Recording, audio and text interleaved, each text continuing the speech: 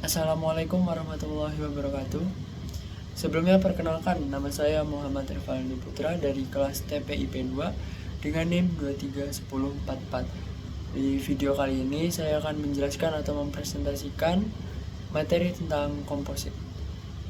Komposit adalah bahan yang terdiri dari dua atau lebih bahan yang berbeda yang digabungkan bersama untuk menciptakan sifat-sifat yang unik dan lebih baik daripada masing-masing bahan komponen secara terpisah. Yang kemudian untuk struktural material komposit, struktur komposit adalah struktur yang terdiri dari dua jenis material atau lebih, kemudian digabungkan menjadi satu kesatuan dengan tujuan agar memiliki kekuatan yang lebih tinggi, sehingga menghasilkan sifat gabungan yang lebih kuat untuk memikul tekanan dibandingkan hanya dengan mengandalkan satu material saja. Yang kemudian struktur komposit sendiri memanfaatkan sifat fisik dan mekanik masing-masing bahan yang digunakan, sehingga dari sifat tersebut akan diperoleh berbagai kelebihan tertentu dibandingkan dengan bahan yang membentuknya. Sifat-sifat material komposit tidaklah harus sama, tidak pula harus sejenis. Namun masing-masing material memiliki kekuatan sendiri-sendiri. Jadi untuk struktural ini merupakan terdiri dari macam-macam komponen yang dari masing-masing komponen itu sendiri memiliki sifat yang berbeda satu sama lain, sehingga ketika di-combine atau digabungkan akan menjadi suatu kesatuan dengan gabungan sifat semua komponen tersebut. Yang kemudian ini adalah contoh struktural komposit dari fabricate sandwich panel yang biasa digunakan pada dinding atau tembok di perumahan. Jadi di situ ada facet, yang kemudian ada adhesive dan honeycomb. Nah, jadi dari ketiga komponen tersebut akan digabungkan, di-press dan jadilah fabricate sandwich panel. Kemudian sejarah.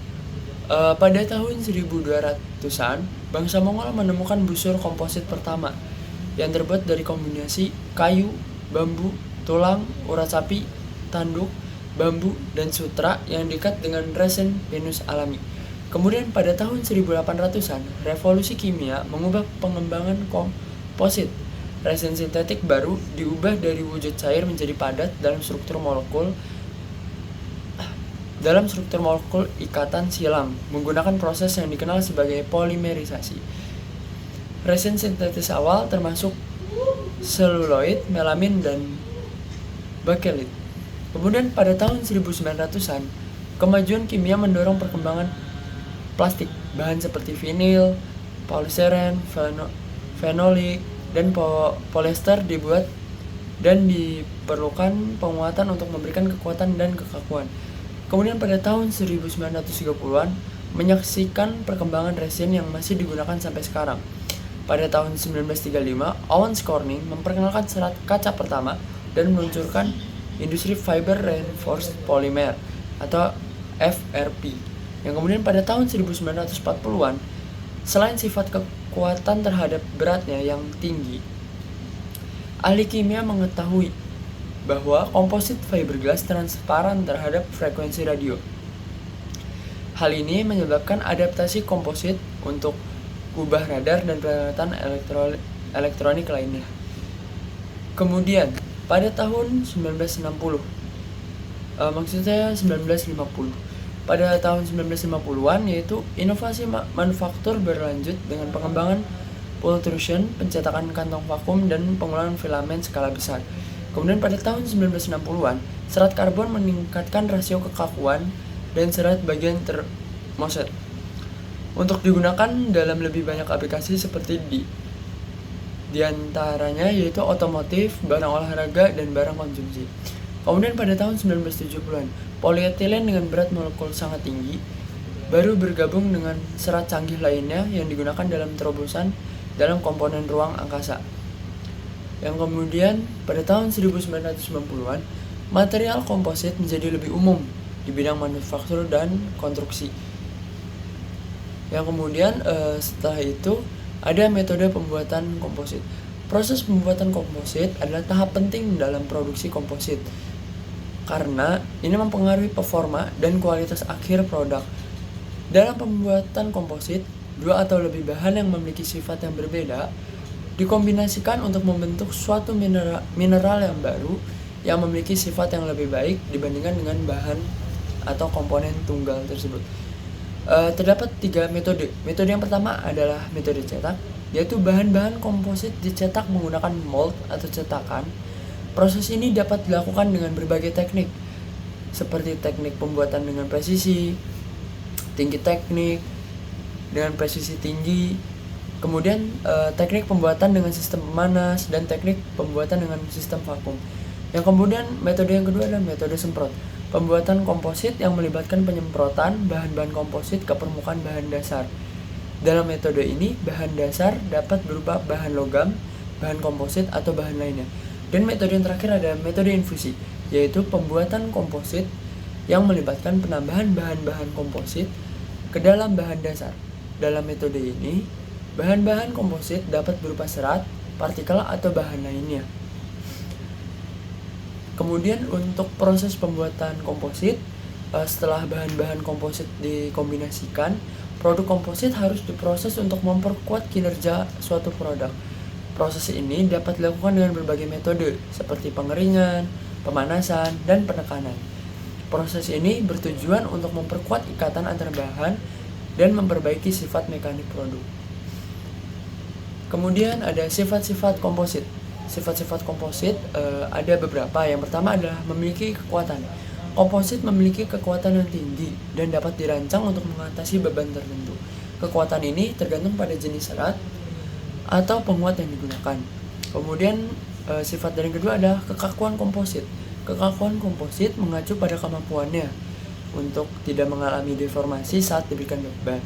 Komposit sering memiliki kekakuan yang tinggi. Kemudian sifat yang ketiga adalah salah satu sifat dari komposit yang paling menonjol adalah beratnya yang ringan, terutama jika menggunakan serat karbon atau serat stek. Kemudian ada ketahanan. Maksudnya ketahanan terhadap korosi, yaitu banyak komposit tahan terhadap korosi yang membuat mereka cocok untuk aplikasi di lingkungan yang keras. Kemudian ada ketahanan terhadap suhu tinggi. Beberapa komposit mampu bertahan dalam suhu tinggi tanpa mengalami perubahan yang signifikan dalam sifat mekanik mereka. Ketahanan terhadap radiasi. Dalam beberapa aplikasi seperti ruang angkasa, komposit dapat dirancang untuk bertahan terhadap radiasi luar angkasa. Yang kemudian ada isolasi listrik. Komposit sering memiliki sifat isolasi listrik yang baik, yang membuat mereka berguna dalam aplikasi elektrik dan elektronik. Kemudian ada konduktivitas termal. Beberapa komposit memiliki konduktivitas termal yang rendah, sementara yang lain bisa memiliki konduktivitas termal yang tinggi. Kemudian ada arah kekuatan.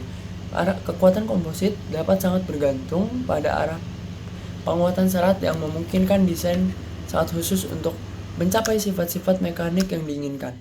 Kemudian ada daya tahan terhadap kelelahan, yaitu komposit sering memiliki daya tahan terhadap kelelahan yang baik, yang membuat ideal untuk aplikasi di mana komponen mengalami tekanan berulang. Kemudian ada jenis-jenis komposit yang dibagi menjadi dua, yaitu berdasarkan matriks yang digunakan dan berdasarkan strukturnya. Untuk berdasarkan matriks yang digunakan yaitu ada particulate composite material, kemudian ada fibrous composite material, dan structural composite material. Untuk particulate composite material merupakan jenis komposit yang menggunakan partikel atau butiran sebagai filter. Partikel berupa logam atau non-logam dapat digunakan sebagai filter. Kemudian fibrous composite material terdiri dari dua komponen penyusun yaitu matriks dan serat. Dan yang terakhir ada struktural composite material, terdiri dari sekurang-kurangnya dua material berbeda yang direkatkan bersama-sama. Kemudian untuk jenis-jenis komposisi berdasarkan strukturnya. Yang pertama ada metal matrix composite, terbuat dari serat yang diperkuat dengan logam, biasanya digunakan di industri aerospace.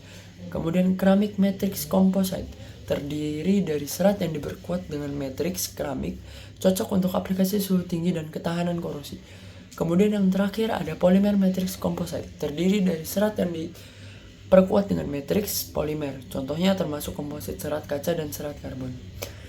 Untuk pengaplikasian komposit,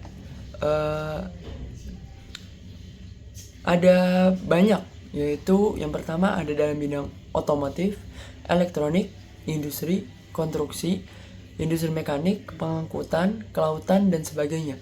Di sini saya akan menampilkan sedikit pengaplikasian komposit di beberapa bidang. Yang pertama di bidang industri.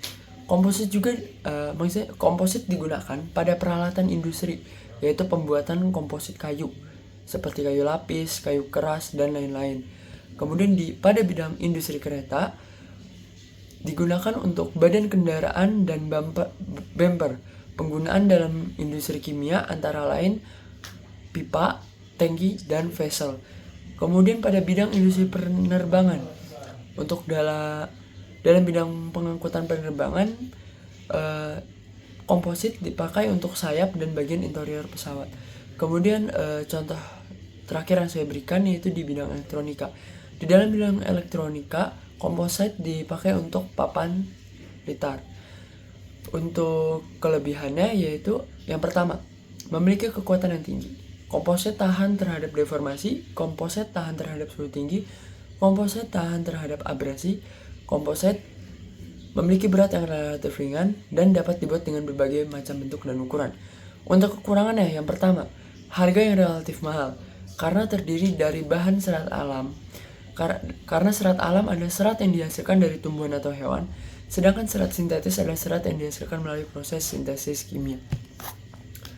Itu presentasi saya atau penjelasan saya tentang komposit. Kurang lebihnya mohon maaf. Saya tutup. Wassalamualaikum warahmatullahi wabarakatuh.